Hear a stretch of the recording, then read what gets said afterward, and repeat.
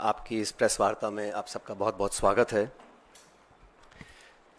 सबसे पहले पिछले कुछ दिनों में जिन भारतीय नागरिकों की मौत हुई है, खासकर सरहद के पास वाले क्षेत्रों में, मैं अपनी तरफ से, अपनी पार्टी की तरफ से और सभी लोगों की तरफ से उनको बहुत बहुत सांत्वना देना चाहता हूं और अपनी श्रद्धांजलि अर्पित करना चाहता हूं जिन लोगों की मौत पिछले कई दिनों में हुई है। दूसरा, मैं भारतीय सेना, भारतीय वायुसेना, थल सेना, हमारे सैनिकों का, हमारी फौज का जो पराक्रम और शौर्य है, मैं उसको सलाम करना चाहता हूं। और भारतीय सेना ने एक बार दोबारा दिखाया है कि वो दुनिया की सर्वोच्चतम सेनाओं में से एक है। A professional armed forces that is second to none. The valour, the bravery and the professionalism of the Indian Armed Forces is unprecedented and second to none. पिछले 24 घंटों का जो घटनाक्रम है बहुत तेजी से बदला है और हम सबको बड़ा आश्चर्य हुआ जब सीज फायर की जो घोषणा है वो अमेरिकी राष्ट्रपति ने करी। ये शायद पहली बार हुआ है कि इस प्रकार की सीज फायर की घोषणा सोशल मीडिया के माध्यम से अमेरिका के राष्ट्रपति करते हैं। और जो उन्होंने अपने सोशल पोस्ट पर लिखा है उस पर भी हमको ध्यान देना चाहिए।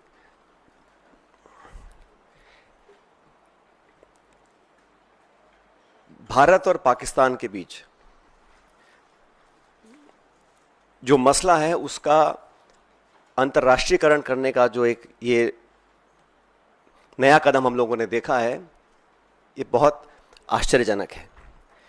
और कांग्रेस पार्टी बहुत लंबे समय से इस मांग को करती आई है कि हम लोगों को पार्लियामेंट का एक विशेष सत्र बुलाना चाहिए। आप सबको याद होगा 1994 में कांग्रेस की सरकार में सर्वसम्मति से एक प्रस्ताव पारित किया था जहां पर पीओके को वापस लेने की सहमति संपूर्ण संसद के सभी सदस्यों ने एक स्वर में ली थी। 1994 का जो रेजोल्यूशन है, समय आ गया कि उसको हमें दोबारा दोहराना चाहिए। और इस पूरे प्रकरण में पहलगांव के आतंकी हमले के बाद देश में शायद पहली बार अनप्रेसिडेंटेड और एक तरफा समर्थन भारत सरकार को सब पक्षों से मिला। सभी दल, सभी विचारधारा, 140 करोड़ लोग भारत सरकार के साथ खड़े रहे और हमने साफ कहा था कि पहलगाम में जो आक्रमण हुआ है वो भारत की आत्मा पे आक्रमण है और इसका मुंह तोड़ जवाब देना अति आवश्यक है। सेना ने जो कदम उठाए उस पर हम सबको बड़ा गर्व है और जो आतंकी इलाकों पर, ठिकानों पर जो अटैक करा उसका हम सबको बहुत संतुष्टि इस बात की है कि हमारी भारत की सेना उस काम को कर पाई। लेकिन अनवेवरिंग, अनप्रेसिडेंटेड सपोर्ट जो भारत सरकार को दिया, मैं समझता हूं कि हमारी जो मांग है उसको सरकार को सुनना चाहिए और एक विशेष सत्र पार्लियामेंट का बुलाना चाहिए। काफ़ी चीज़ें उसमें डिस्कस होनी भी चाहिए और देश एकजुट है आतंकवाद के खिलाफ और पाकिस्तान के दुस्साहस के खिलाफ। ये संदेश पूरी दुनिया में जाना चाहिए।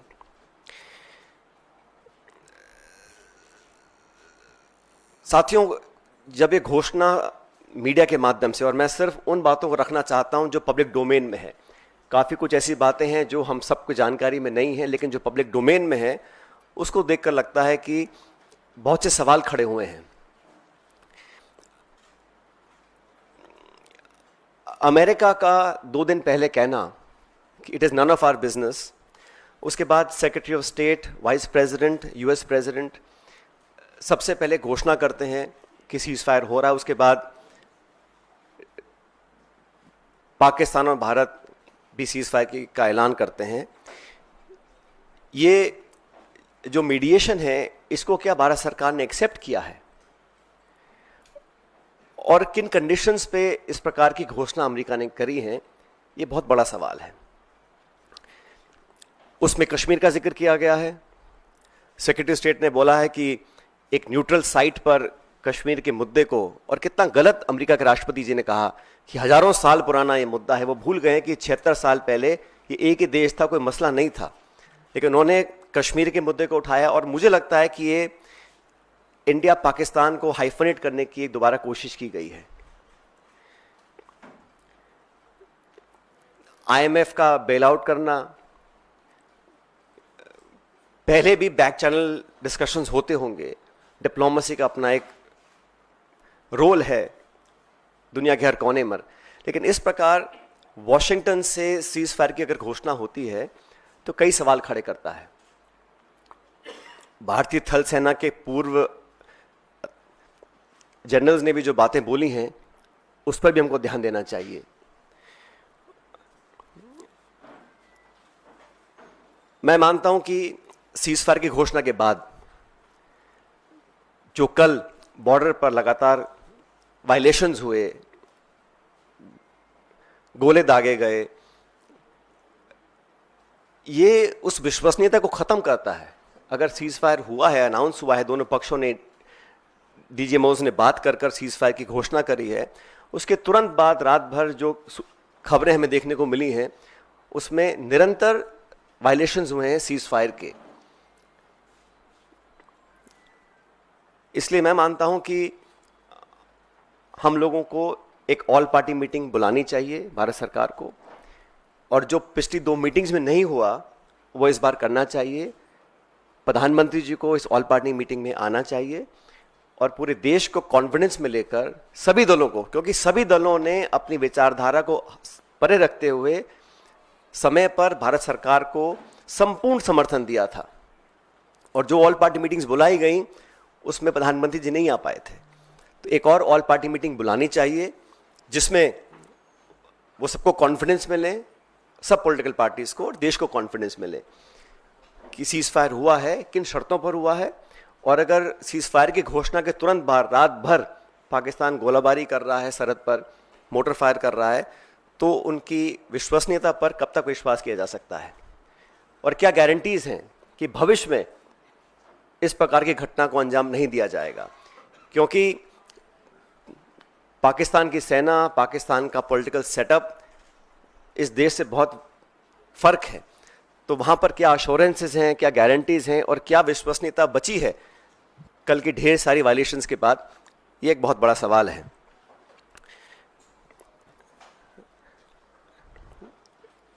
उन्नीस सौ 71 में भी जब युद्ध छिड़ा था तो अमेरिका ने कहा था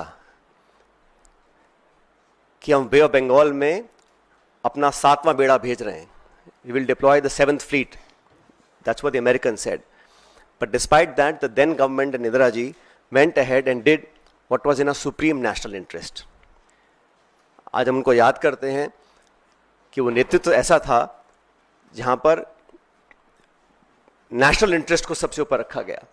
और आज भी आपको याद होगा जब पार्लियामेंट पर आक्रमण हुआ था, वाजपेयी जी प्रधानमंत्री थे, सोनिया गांधी जी नेता प्रतिपक्ष थी, सदन के पटन पर उन्होंने खड़े होकर कहा था कि भारत, पूरा देश, पूरा विपक्ष सरकार के साथ है, जो भी उचित कदम उठाना है उसको उठाएं और निसंकोच उठाएं, हम आपके साथ रहेंगे। उन्हीं परंपराओं को कायम रखते हुए प्रमुख विपक्षी दल कांग्रेस पार्टी और तमाम दलों ने, चाहे वो खरगे जी हों, राहुल गांधी जी हों, हम सब ने सरकार को पूरा समर्थन दिया था। लेकिन इस प्रकार जो सीज फायर की घोषणा अमेरिकी राष्ट्रपति करते हैं, कुछ घंटे के बाद उसको वेरीफाई पाकिस्तान और इंडिया करते हैं, तो कहीं ना कहीं इस कश्मीर मुद्दे पर भी जो स्टेटमेंट्स आए अमेरिका की तरफ से, उस पर सरकार को अपना पक्ष रखना चाहिए, क्योंकि ये बायलैटरल इशू है। इसका अंतर्राष्ट्रीयकरण करने की जो कोशिश की जा रही है इस पूरे प्रकरण के माध्यम से, मैं उसको ठीक नहीं समझता हूं। एक विशेष सत्र पार्लियामेंट का बुलाना चाहिए और कम से कम 1994 का जो रेजोल्यूशन था उसको दोबारा अडॉप्ट करें और देश के सामने स्पष्ट तरीके से कहा जाए कि no third party involvement will be accepted, it is a bilateral issue and it is India's and Pakistan issue and no country including America should have a space to intervene in a bilateral issue. अब तक हमारे पिछले कई दशकों की जो foreign policy थी, जो स्टेटेड पॉलिसी थी, वो बड़ी स्पष्ट थी उसमें कहीं मीडिएशन का, नेगोशिएशंस का, थर्ड पार्टी इन्वॉल्वमेंट का कोई स्कोप ही नहीं था, चाहे कोई प्रधानमंत्री हो, कोई सरकार हो। लेकिन जो अमेरिका का स्टेटमेंट आया है उस पर, इन सारी चीज़ों के ऊपर एक सवाल उठना लाजमी बनता है। इसलिए मैं इतना अपील करूंगा कि ऑल पार्टी मीटिंग सरकार को बुलानी चाहिए तुरंत प्रभाव से। और हमारे सैनिकों ने पिछले दिनों में जो कर दिखाया है, मुझे लगता है कि उस पर हम सबको बड़ा फख्र है, बड़ा नाज है। और हमारी सेनाओं का जो बल, जो ताकत, जो शौर्य, जो वीरता, जो कार्यकुशलता, जो प्रिसिशन, जिस जांबाजी से उन्होंने मजा चखाने का काम किया है पाकिस्तान को, उन सब पर हमको बड़ा नाज है, बड़ा फख्र है। Thank you.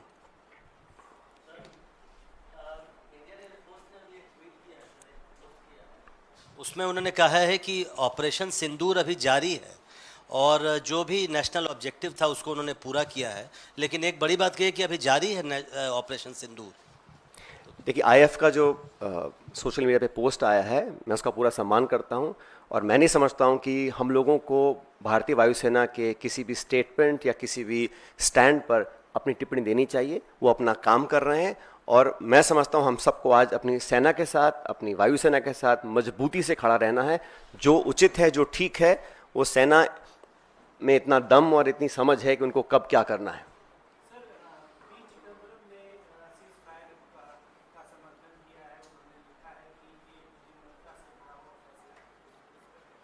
मैंने कहा ना, सीज फायर दो पक्षों का होता है, लेकिन मुझे चिंता इस बात की है कि जिस प्रकार अमेरिका ने पहल कर सबसे पहले अचानक इसकी घोषणा करी, तो क्या परिस्थितियां थीं, क्या वो मुद्दे थे जिनको लेकर अमेरिका इतनी बड़ी पहल कर सकता है बिना पाकिस्तान, हिंदुस्तान के इस बात की पुष्टिकरण करे। ये इतिहास में पहली बार हुआ है। तो what I am saying is that the fact that the US unilaterally announces a ceasefire between two countries so far away, it's unprecedented. It has never happened before, and they've tried to engulf the discussion to involve Kashmir, which again is unprecedented. To say that they will meet at a neutral site, who are they to decide what is the neutral site and who should meet? POK is part of this country. We have resolved in 1994 to take back POK. Has there been a change in that stand? What are the conditions? What are the circumstances? What are the issues on which they will be talking? And who is a third country to dictate to India where and when we should meet and how we should meet? That is a question that needs to be answered.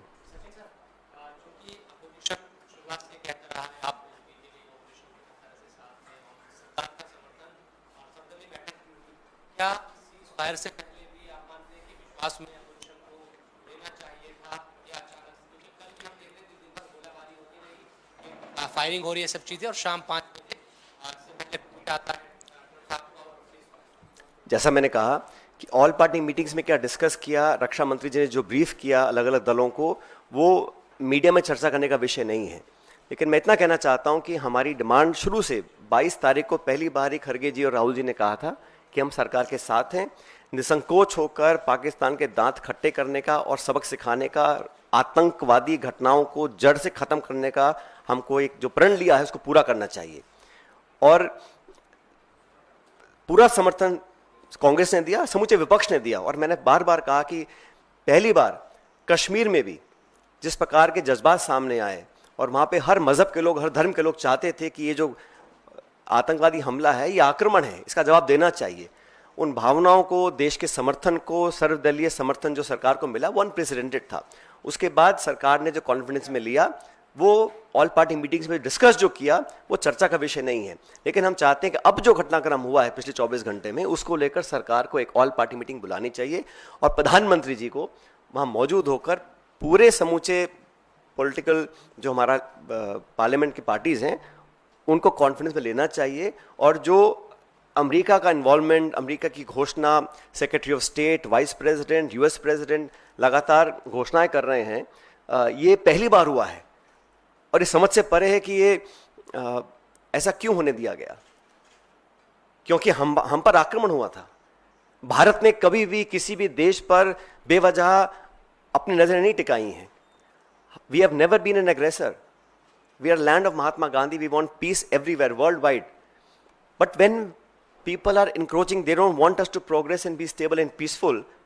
when Pakistan for last 35-40 years is instigating violence across the country, multiple occasions, how many lives have we lost? Innocent lives we have lost. We have to protect our citizens. हमारा जो action था, हमने बड़ा समझदारी से, भारतीय सेना ने सिर्फ आतंकी ठिकानों को निशाना बनाया, कोई सिविलियन कैजुअल्टी नहीं हुई, एंड शुरू में कहा गया we are not for escalation, लेकिन जो वहां से रिस्पॉन्स आया उसका जवाब देना था। लेकिन जो सीज फायर करने की घोषणाएं हुई हैं, वो मुझे लगता है कि इसमें सरकार को अपना स्पष्टीकरण देना चाहिए। सचिन सर,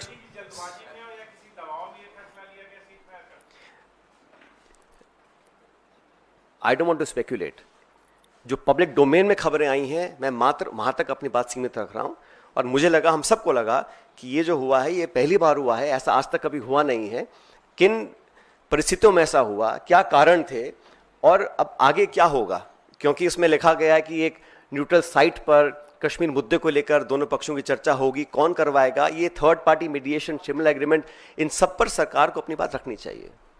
सचिन सर 2-3 सवाल हैं आपसे। पहला ये कि क्योंकि हम लोग इस लड़ाई में विपक्ष के समर्थन, तमाम कांग्रेस पार्टी और पूरे देश के समर्थन से सरकार को ताकत मिली थी और सेना पे आप लोग का विश्वास है। पहला सवाल ये है कि क्या हमने लीड लेकर भी पीछे हटे हैं, कांग्रेस ऐसा मानती है?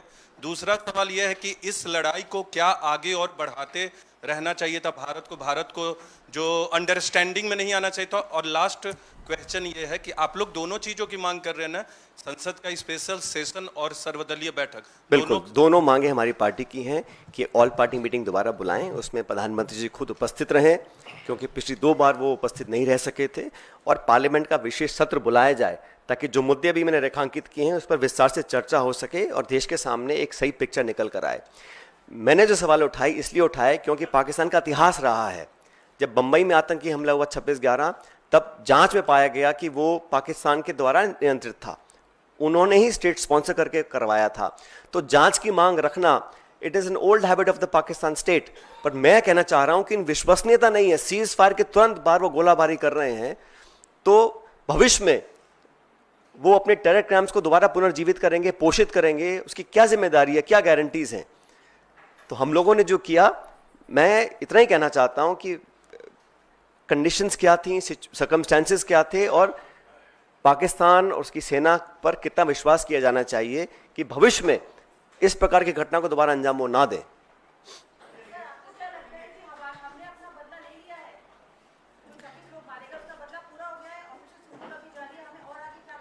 जैसा अभी आपके साथी ने कहा कि एयरफोर्स ने अभी एक स्टेटमेंट जारी किया है, तो we should wait and watch.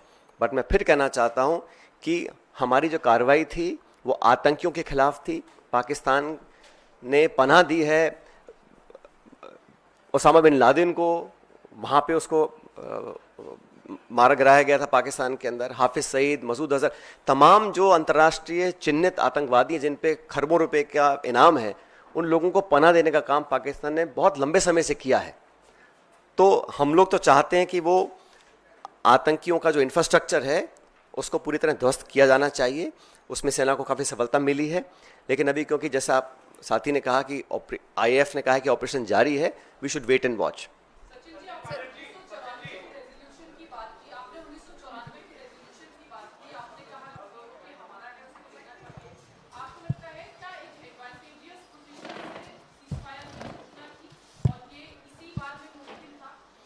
मैं स्पेकुलेट करना नहीं चाहता हूं, मैं सिर्फ इतना कहना चाहता हूं 1994 में संपूर्ण संसद ने यूनानिमसली एक रेजोल्यूशन पास किया था और हम उस पर भी आज अड़िग हैं। मैं मानता हूं कि समय आ गया कि हमें उस रेजोल्यूशन को दोबारा दोहराना चाहिए, और अगर कोई चेंज ऑफ स्टैंड है तो चर्चा करनी चाहिए। हमारी पार्टी का कोई चेंज ऑफ स्टैंड नहीं है, वो कांग्रेस के समय में रेजोल्यूशन पास किया गया था 1994 में, और हम आज भी उस पर कायम है, पूरा देश उस पर कायम है। लेकिन एक सर्वदलीय बैठक और पार्लियामेंट का विशेष सत्र सरकार को तुरंत बुलाना चाहिए। सचिन पायलट जी, मेरा सवाल आपसे ये है कि आप भी फौज में हैं। सवाल ये है कि इंदिरा गांधी ने 1971 में पाकिस्तान के 2 टुकड़े किए थे, और जो हालात अभी सीमा के आसपास के बने हुए हैं पहलगाम के बाद, क्या आप मानते हैं कि एक मौका था पाक अधिकृत कश्मीर पर कब्जा करने का, पाक अधिकृत कश्मीर को लेने का, वो मौका हम चूक गए उस मौके से? मैं इतना ही कहना चाहता हूं कि जब जब पाकिस्तान ने दुस्साहस किया है, आतंकी हमलों को अंजाम दिया है। तथ्यों के साथ ये पाया गया कि Pakistan state is fully involved. तो हम लोगों को वहाँ पर जो आतंकी गतिविधियाँ करने वाली जो ताकतें हैं उनको नष्ट करना चाहिए। और 1994 का जो रेजोल्यूशन है पार्लियामेंट का, वो आज भी कायम है। मैं इतना कहना चाहता हूँ। सचिन जी, एक सवाल है, कांग्रेस को ज्यादा दिक्कत किस चीज से है? सीज फायर का जो फैसला लिया गया वो विपक्षी पार्टियों को कॉन्फिडेंस में नहीं लिया गया, वो फैसला गलत था, या फिर एक तीसरे देश को इसमें शामिल किया गया और वो जानकारी दे रहा है ट्वीट के जरिए कि भारत पाकिस्तान के बीच अब युद्ध जो है वो खत्म हो रहा है? किस बात पर कांग्रेस की ज्यादा आपत्ति है? पहली बात तो हमारी कोई आपत्ति नहीं है, लेकिन एक प्रमुख विपक्षी दल होने के नाते, क्योंकि हम लोगों ने भी कई साल देश की सेवा सत्ता में भी की है, विपक्ष में भी की है, हमारा इतना मानना है कि जो पिछले 24 घंटे में हुआ है वो आज तक हुआ नहीं। किन कारणों से हुआ उसका स्पष्टीकरण आना चाहिए। और अगर सीज फायर था भी तो डीजीएमओ पाकिस्तान हिंदुस्तान की अगर बात करके किसी निर्णय पर पहुंचते, वो एक अलग विषय था। और शायद ऐसा पहले भी हुआ है, 2021 में पहले ऐसा हुआ है, लेकिन पहली बार किसी तीसरे देश ने इसकी घोषणा करी है। वो मैं समझता हूं कि उस पर भारत सरकार को अपना पक्ष रखना चाहिए कि ऐसा क्यों हुआ और किन कारणों से हुआ, किन परिस्थिति में हुआ। और उसमें दायरे में कश्मीर को लिया गया है और कहा गया कि हम दोनों देशों के साथ ट्रेड करेंगे, इन्वेस्टमेंट करेंगे, और भारत और पाकिस्तान को हाइफनेट करने की कोशिश की है। They have trying to hyphenate India and Pakistan, where I think our effort for the last 20-25 years any Indian government has done is to de-hyphenate India and Pakistan. They're trying to bring us back in a hyphenation state, which I don't think is a positive development. Sachin ji, sir जिस तरीके से आपने कहा, और ये तथ्य भी है कि अमेरिका ने इसकी घोषणा करी, अमेरिका कश्मीर की मध्यस्थता की बात कर रहा है, अमेरिका हिंदुस्तान पाकिस्तान को एक तराजू में तौल रहा है, और इतना ही नहीं, चाइना ने आखिर में आते आते साफ कर दिया कि वो इस मामले में पाकिस्तान के साथ खड़ा है। तो कहीं ना कहीं भारत की विदेश नीति पर सवाल खड़े होते हैं। क्या भारत की विदेश नीति में कहीं खामी आपको नजर आती है? देखिए, ये समय नहीं है खामियां निकालने का, आलोचना करने का, लेकिन जैसा मैंने कहा, सीज फायर की घोषणा, न्यूट्रल साइट पे इंडिया पाकिस्तान की चर्चा की पहल करवाना, वो भी एक तीसरे मुल्क के माध्यम से, वो हमारी अब तक की फॉरेन पॉलिसी से हटकर है और उस पर सरकार को अपनी बात रखनी चाहिए। मैं नहीं मानता हूं कि आज हम लोग बैठकर आलोचना करें, गिनतियां करें। सरकार ने खुद ही माना था पहली ऑल पार्टी मीटिंग में कि चूक हुई है, कि जो आतंकवादी भारत में आए थे, जब रेल बंद है, हवाई जहाज बंद है, गाड़ियां बंद हैं, कैसे तो आए होंगे वो लोग, तो अलग विषय। आज समय नहीं है कि हम उसका विश्लेषण करें, लेकिन जो अब आने वाले जो समय है उसमें कैसे हम डील करेंगे। भारतीय वायुसेना बोल रही है कि अभी ऑपरेशन जारी है, सीज फायर की घोषणा हुई, उसकी पालना नहीं हो रही है। हम सब ने देखा है बॉर्डर सरहद पर जो बमबारी कल हुई है, उसका मल्टीपल वायलेशंस हुए हैं। उस पर हम लोगों को क्या करना है, ये सरकार को मैं फिर कहना चाहता हूँ, जहाँ तक आतंकवाद से निपटने की बात है, जहाँ तक पाकिस्तान को सबक सिखाने की बात है, और भविष्य में उनमें वो क्षमता ना रहे कि वो आतंकियों को पनाह और ट्रेनिंग दे सकें, उस टारगेट को हासिल करने की बात है। पूरी भारत की जनता, एक एक व्यक्ति सरकार के साथ खड़ा है, और हमारी फौजों ने जो अब तक करके दिखाया उस पर हमको पूरा नाज है, हम समर्थन में हैं। लेकिन जो सीज फायर वाला प्रकरण है, उस पर मुझे लगता है कि कई प्रश्न और सवाल खड़े हुए हैं। ये कोई नई बात तो है नहीं, हम सब जानते हैं कि उनका पूरा समर्थन रहा है। जो आर्टिलरी है, इक्विपमेंट है, वो सारा चीन सप्लाई करता है पाकिस्तान को। Thank you.